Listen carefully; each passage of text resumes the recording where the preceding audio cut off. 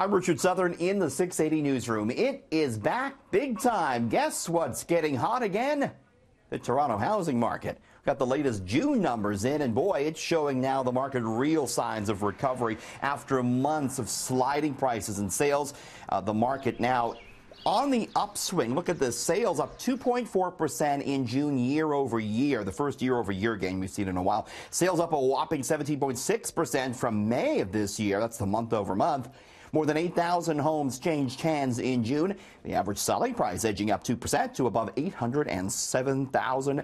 Detached homes again leading the way. We knew a lot of sellers were waiting on the sidelines, waiting for the market to recover, and it seems like they are getting back into the marketplace.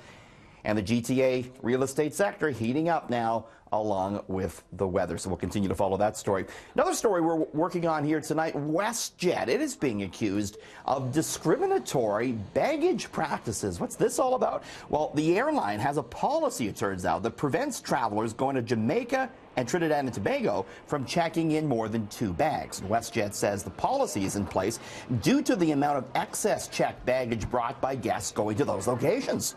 And the airline admits optics are poor. WestJet said it's going to review that particular policy. Boy, I think one of the most interesting stories right now, one of the ones I know I'm following the most, is this soccer team caught in the cave in Thailand. Well, guess who says he's coming to the rescue?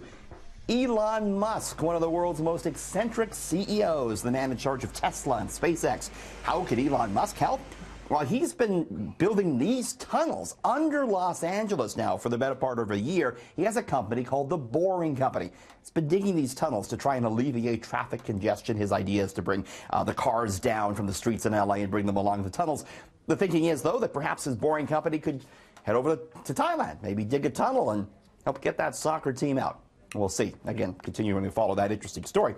Got some news from the skies. Boeing, the world's largest plane manufacturer, has taken an 80% stake in Embraer. This is the big Brazilian maker of airplanes.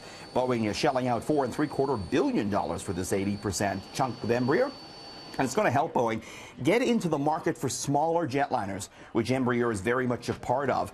Embraer has a lot of their planes are on Air Canada on their shorter routes. You know, for years, Boeing and Airbus have been focused on larger, more profitable jets, but now airlines are looking for smaller ones. And this deal is actually going to help Boeing and Embraer compete with Airbus and with Bombardier. Remember, Canada's Bombardier sold a majority stake in its C-Series jet to Airbus in France a couple of months ago.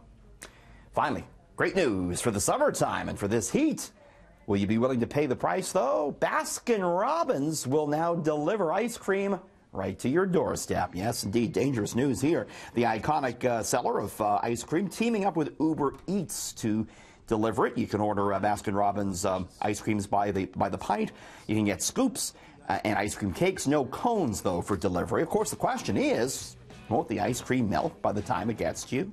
So far, it hasn't in test markets, so says Baskin-Robbins marketing director to me. It has been working for us so far. The packaging, how we package it on our end, and the delivery bags that the Uber drivers use, and then the close proximity from the store to the customer is all factored into the delivery process.